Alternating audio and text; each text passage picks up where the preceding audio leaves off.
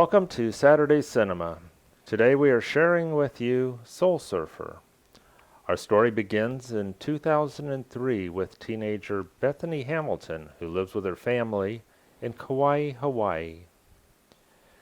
Her parents, Tom and Sherry, and her two brothers, Noah and Timmy, are all surfers, as well as her best friend Elena Blanchard, who she's grown up with, and they both have a passion for the sport and enter competitively. The family's considered the all-American surfing family. The teenage children are all homeschooled, so they can dedicate more time and training for their surfing competitions.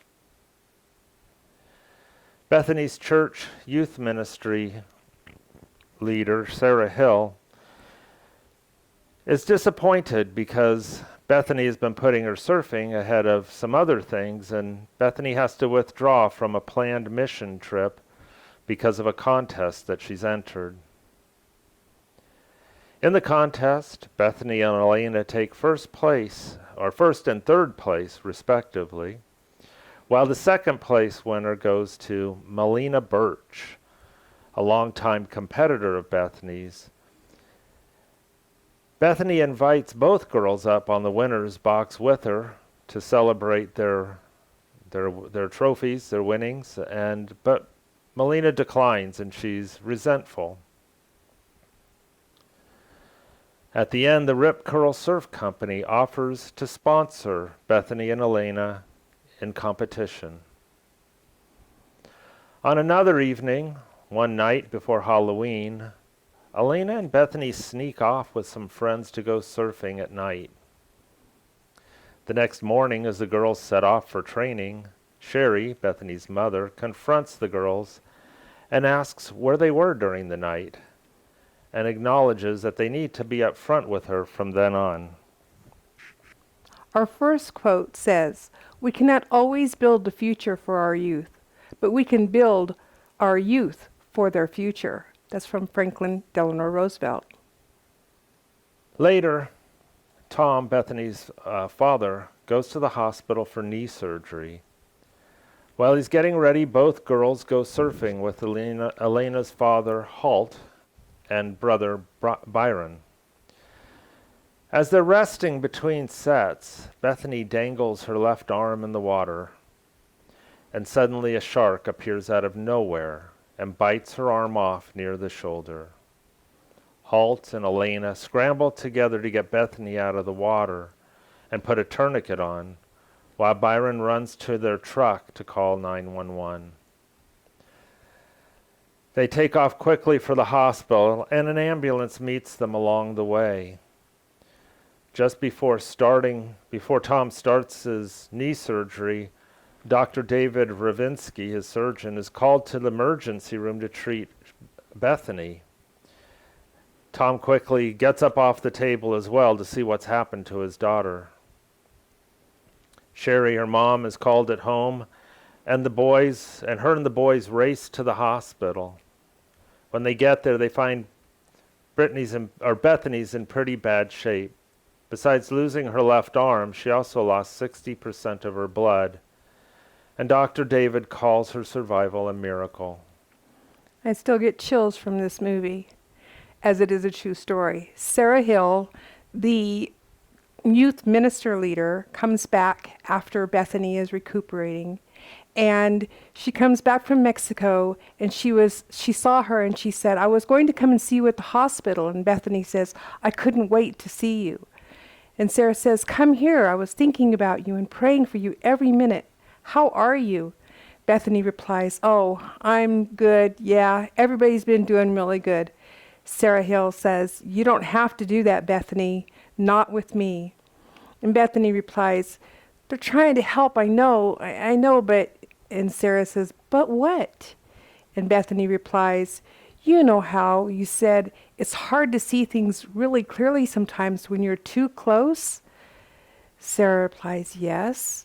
And Bethany says, "Well, I've been trying to get some perspective, and I've been really trying.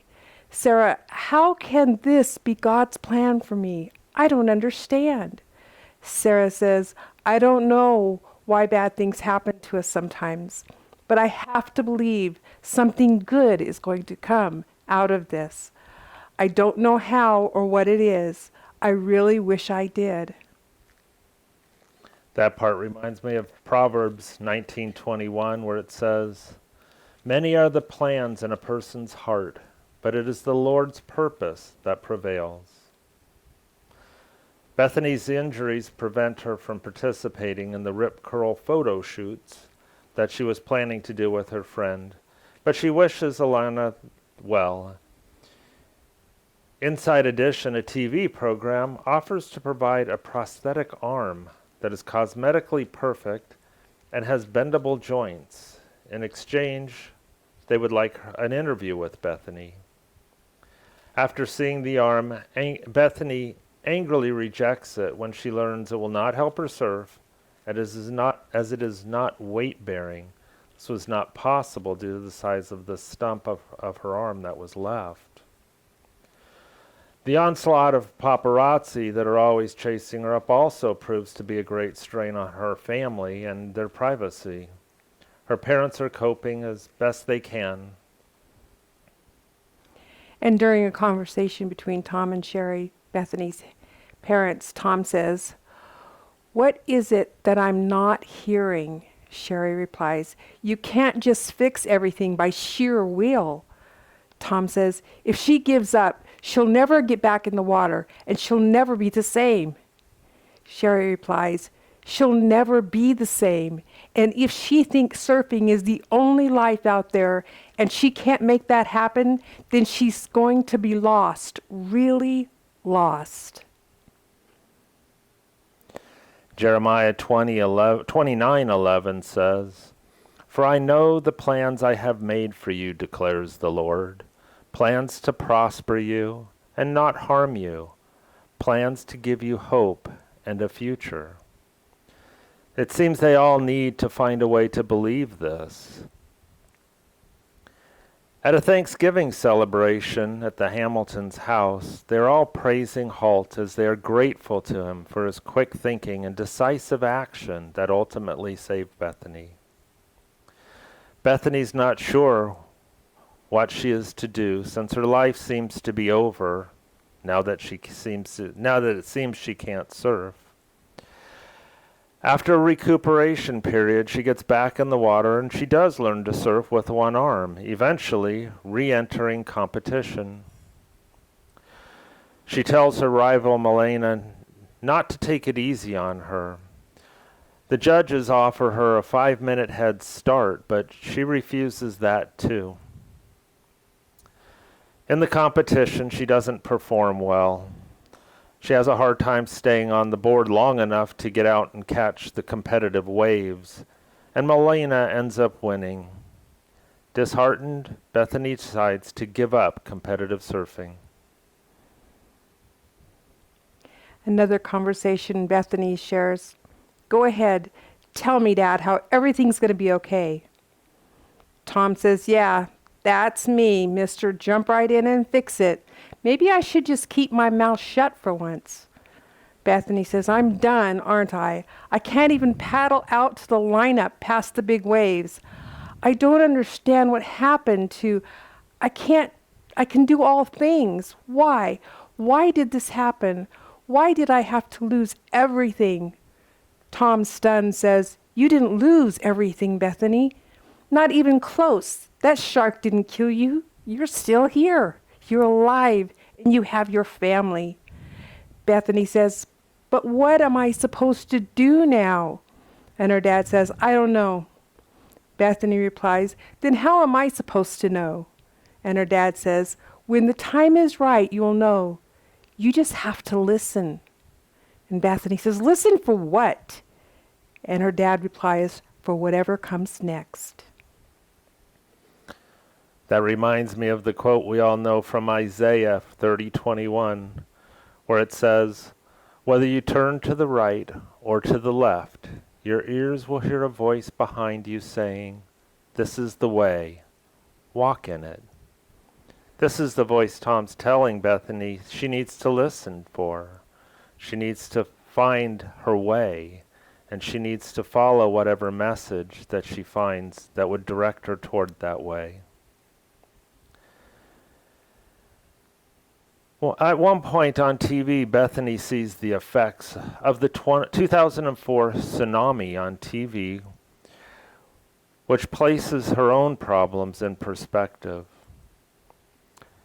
She decides to surprise Sarah by joining the youth group on another mission trip to help the devastated people of Phuket, Thailand. The people in the village are understandably afraid of the water, and Bethany is very taken by one little boy. Bethany she finds a surfboard and she decides to try coaxing the boy to the water. At first he's very scared and he won't go anywhere near her. But he sees her with her one arm splashing in the water and playing with the surfboard.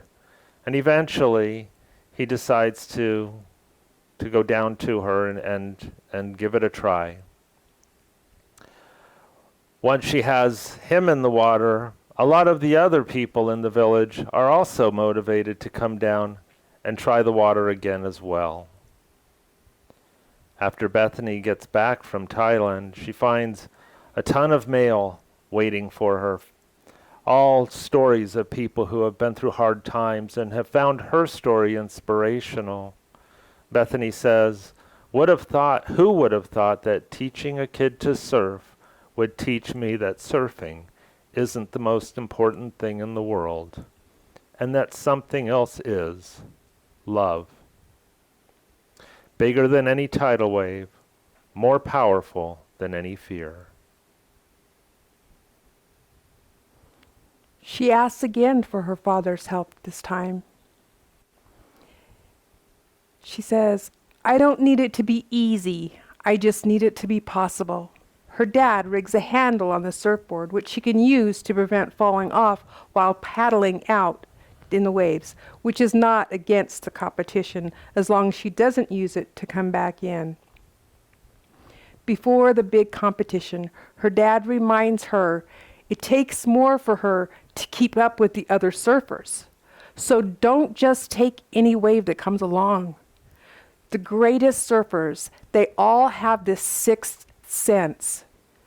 They know when the best waves are coming. They can feel it. It's a gift. You have that gift, Bethany. Listen to your instincts and trust it. God said in Luke 18:27, what is possible with man is possible with God. And I think that's the trust her father's telling her to have, that if she'll trust her instincts and she'll go out and give it a try and follow those instincts, that God will make these things possible. She enters the national competition and thanks Milena for treating her as a serious competitor and performs respectively, though she still ends up taking third place. During the competition, with only minutes left on the clock, the waves suddenly die down, and the surfers can only loiter and wait for waves to start back up. Tom's belief in his daughter's instinct is proven when she is the only one to sense a big wave forming, and she alone paddles out to it.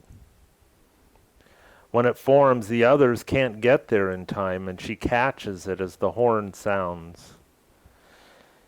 If she's up in time, she will win, but the judges ruled that the time had expired before she got up. On the winner's platform, in good form, Milena, her rival, is the winner.